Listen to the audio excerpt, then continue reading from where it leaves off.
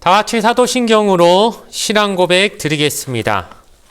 전능하사 천지를 만드신 하나님 아버지를 내가 믿사오며 그 외아들 우리 주 예수 그리스도를 믿사오니 이는 성령으로 잉태하사 동정녀 마리아에게 나시고 본디오 빌라도에게 고난을 받으사 십자가에 못 박혀 죽으시고 장사한 지 사흘 만에 죽은 자 가운데서 다시 살아나시며 하늘에 오르사 전능하신 하나님 우편에 앉아 계시다가 저리로서 산자와 죽은 자를 심판하러 오시리라.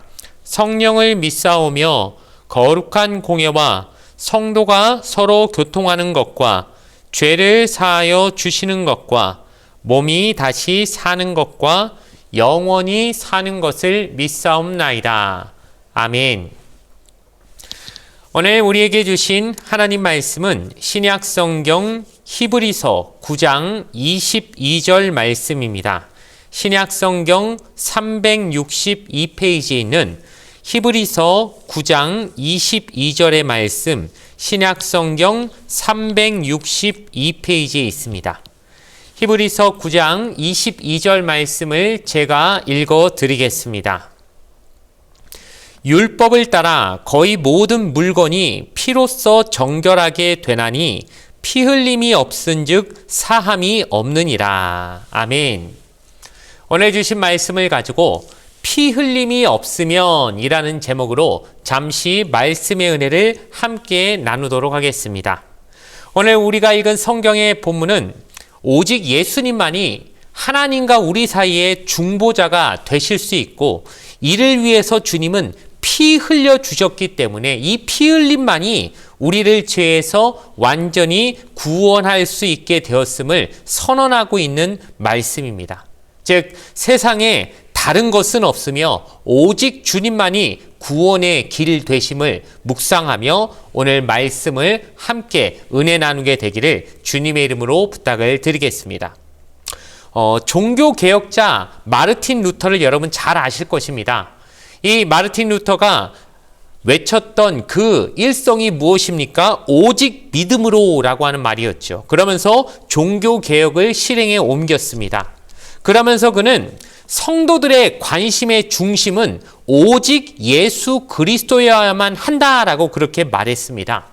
루터가 왜 이런 말을 했을까요? 그럼 예수님 외에 다른 성도의 관심이 쏠릴 만한 존재가 또 있는가? 당시에는 있었다는 것입니다. 바로 종교개혁이 일어나기 위해 당시 그 유럽의 그 카톨릭, 중세 카톨릭 교회는 하나님과 사람 사이에 예수님만 계셔야 되는 것이 아니라 일부분은 예수님의 어머니인 마리아 그리고 혹은 교회의 역사 가운데 큰 믿음을 가졌다고 일컬어졌던 성인이라든가 사제들도 일부분 하나님과 인간 사이에 일종의 중보자 역할을 할 수도 있다라는 식으로 그런 교리적인 왜곡된 오염된 교리들을 사람들에게 주입시키고 있었기 때문에 루터가 종교개혁을 하면서 다시 말해 하나님과 인간 사이에는 예수 외에는 절대 중보자나 구원자가 있을 수 없다라고 하는 것을 완전히 못 박는 선언을 했다는 것입니다. 그럼 과연 그것이 맞는 것인가? 성경이 그렇게 말하고 있는가를 몇 가지 살펴보려고 합니다. 먼저 성경에서 하나님과 인간 사이에 중보자이자 구원자이신 분은 오직 예수님밖에 없다는 말씀이 어디 있는가? 일단 사도 바울이 갈라디아 교회 성도들에게 편지 보냈던 갈라디아서 2장 16절 말씀을 보면 율법의 행위가 아니라 오직 예수 그리스도를 믿는 믿음으로 사람이 의롭게 된다라고 이렇게 고백한 바가 있습니다. 뿐만 아니라 제일 중요한 건 역시 예수님 자신이 스스로에 대해서 하신 말씀이지 않겠습니까? 이것은 요한복음 14장 6절에 우리가 잘 아는 말씀입니다. 예수님께서 내가 곧 길이요 진리요 생명이니 나로 말미암지 않고는 아버지께로 올 자가 없느니라고 이렇게 분명하게 일말에 아주 그냥 바뀔 만한 여지도 주지 않으시고 분명하게 못 바꾸는 말씀으로 나 외에는 없다. 그러니 하나님과 인간 사이에는 유일한 중보자가 예수님밖에 없다라고 분명하게 말씀하신 것이죠. 그러니 죄인인 인간이 구원을 받고 하나님 앞에 나아갈 수 있도록 인도하시는 분은 오직 예수 그리스도밖에 없다는 것을 우리는 믿어야 하는 것입니다.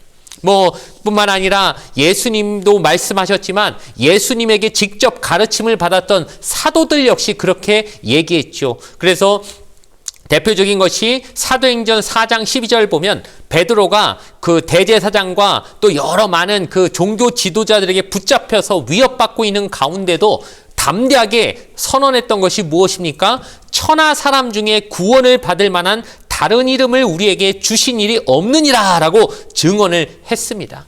역시 또한 사도 바울은 데살로니가 교회에게 보낸 편지에서 오직 우리 주 예수 그리스도로 말미암아 구원을 받게 하심이라 라고 얘기하면서 성경의 여러 구절이 지금 일관되게 말하고 있는 것은 바로 하나님과 우리 사이에 중보자이자 구원자는 예수님밖에 없다라고 우리에게 말해주고 있는 것이죠.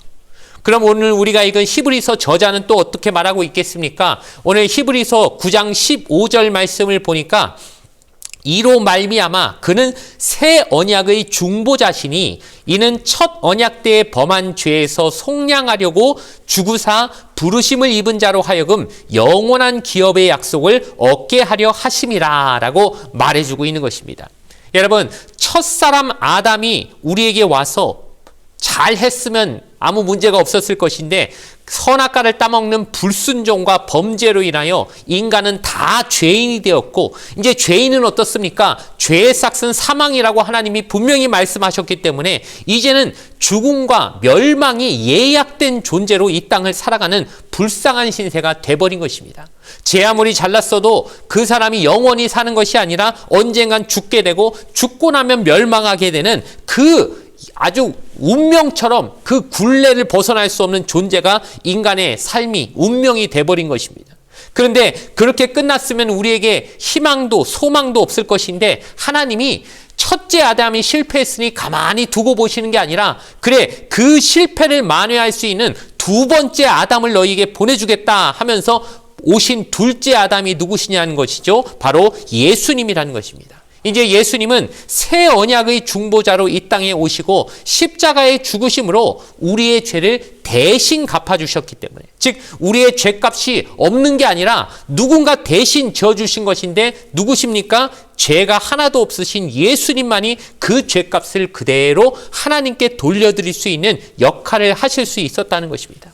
그렇기 때문에 그분이 중보자가 되시고 이런 구원자가 되주셨기 때문에 우리 같은 죄로 멸망할 수밖에 없는 운명의 존재들이 하나님 자녀가 될 수 있는 특별한 은혜를 받게 되신 것이죠. 그럼 이를 위해서는 반드시 뭐가 필요했습니까? 오늘 우리가 읽은 22절 말씀이 뭐라고 말하고 있습니까? 율법을 따라 거의 모든 물건이 피로써 정결하게 되나니 피 흘림이 없은즉 사함이 없느니라. 구약시대에도 그 성전에서 쓰이는 여러 가지 물건들이 깨끗한 상태를 유지해야 되는데 이를 위해서는 피를 흘리고 피 흘림이 있어야만 되는 그런 절차들이 있었다고 합니다. 그러면은 우리 역시 이 더러운 죄인들도 깨끗한 존재로 하나님 앞에 서려면 누군가의 피 흘림이 있어야 되는데 우리 같은 죄인들은 수천억 명이 죽는다 해도 그 피로 깨끗해질 수 없는데 왜냐? 이미 죄인이기 때문입니다. 더러운 그릇에 담긴 것은 아무리 깨끗한 걸 집어넣어도 또 더러워질 수밖에 없기 때문에 그 자체가 깨끗한 그릇이 와야만 그 더러운 것들을 다 안아서 받아서 그 역할들을 깨끗하게 바꿀 수 있는 역할을 해줄 수 있는 유일한 한 분, 죄가 없으신 예수님의 피 흘림이 우리를 깨끗하게 만들 수 있었기 때문에 바로 우리가 깨끗해질 수 있었던 것은 예수님의 피 흘림이 반드시 필요했다. 그렇기 때문에 예수님만이 중보자가 되실 수 있다는 것을 우리에게 말해준다는 것을 꼭 기억하시기 바랍니다. 그럼 마지막으로 생각해 볼 때 아니 그럼 우리 같은 죄인을 주님은 왜 대신 피를 흘려 주셨을까? 아니 정말 여러분 누군가 지은 죄를 나보고 대신 죄값 받으라면 세상에 그거 좋아할 사람이 누가 있겠습니까? 부모 자식 간이라도 쉬운 일이 아니지 않습니까? 죄는 저 사람이 지었는데 왜 내가 죄값을 받는단 말인가? 당연히 반발할 수밖에 없는데 우리를 위해 이 모든 사람들의 죄를 대신 위해 죽으신 주님은 과연 왜 그러셨겠냐는 것입니다. 하나밖에 이유가 설명할 수가 없지요. 그것은 무엇입니까? 사랑하셨기 때문이죠. 우리를 사랑하지 않으셨다면 왜 아무 이유도 없이 죄는 우리가 짓고 죄값은 왜 그분이 죄도 없으신 분이 받으셨겠냐는 것입니다. 우리를 사랑하셨고 진정으로 사랑하셨기 때문에 그 죄를 대신 지셨다고 밖엔 이유는 다른 것으로는 설명할 길이 없는 것입니다. 그래서 요한복음 15장 13절은 이렇게 말하고 있지요. 사람이 친구를 위하여 자기 목숨을 버리면 이보다 더 큰 사랑이 없나니. 주님이 우리를 어떻게 사랑하셨습니까? 정말 친구로 여기고 사랑하셨기 때문에 그래, 내가 너를 위해 대신 죽어줄게. 내 목숨 아깝지 않다. 내 피 흘리는 것 너를 위해 죽는다면 내가 전혀 아깝지 않다 하면서 우리를 위해 우리를 살리기 위해 피 흘려주신 그 사랑이 있었기 때문에 우리 같은 자들이 감히 하나님의 자녀되고 천국을 소망할 수 있는 은혜를 얻게 된 줄 믿으시기 바랍니다. 그러니 여러분, 이 말씀 교회 다니면서 교회 1, 2년 다닌 것도 아니고 이거 처음 들어보신 분이 누가 있겠습니까? 하지만 이것이 그냥 그런가 보다 매번 들었던 얘기니 설교 때마다 들었던 얘기니 별로 새롭지도 않네 이렇게 받아들일 것이 아니라 너무도 충격적이고 이해할 수 없는 사랑을 우리가 받았다는 것을 기억하고 많이 들었으니 너무 많이 들어서 이해한 줄로 알고 그냥 넘어가는 습관적인 신앙이 아니라 어떻게 그런 사랑을 내가 감히 받을 수 있었나 이해할 수 없어서 가슴을 치며 주님의 사랑 앞에 꼬꾸라지고 은혜의 자리로 다시 돌아가는 그런 신앙의 새로운 역사가 오늘 이 시간 하나님과 함께 있게 되기를 주님의 이름으로 간절히 축원을 드리겠습니다. 잠시 기도 드리겠습니다. 좋으신 아버지 하나님 감사합니다. 오늘 이 아침 주님의 보혈의 은혜를 생각하며 감사하는 하루가 되게 하여 주시옵소서. 예수님께서 십자가에 피 흘리고 죽으심으로 우리가 구원받았고 그 주님의 보혈을 피 흘림을 의지하고 영원한 하나님 나라를 소망하는 자들 되었으니 얼마나 감사할 수밖에 없는 일입니까? 이것을 생각하며 천국 소망을 가지고 오늘 하루를 귀하게 시작할 수 있게 하여 주시었고 마무리 지을 때는 바로 그 주님의 보혈의 은혜로 오늘도 잘 마무리하게 되었구나 감사하며 주님 앞에 기도 올릴 수 있는 오늘 하루가 되게 하여 주시옵소서. 그리하여 주님의 보혈의 은혜가 온전히 우리의 삶을 붙잡고 계심을 누구에게나 담대히 증언할 수 있는 하나님의 귀한 복음 전파자들로 사명 감당하는 저희가 되게 하여 주시옵소서. 감사드리며 예수님의 이름으로 기도드리옵나이다. 아멘. 주기도문으로서 예배를 모두 마치겠습니다. 하늘에 계신 우리 아버지여, 이름이 거룩히 여김을 받으시오며 나라가 임하시오며 뜻이 하늘에서 이루어진 것 같이 땅에서도 이루어지이다. 오늘 우리에게 일용할 양식을 주시옵고 우리가 우리에게 죄 지은 자를 사하여 준 것 같이 우리 죄를 사하여 주시옵고 우리를 시험에 들게 하지 마시옵고 다만 악에서 구하시옵소서.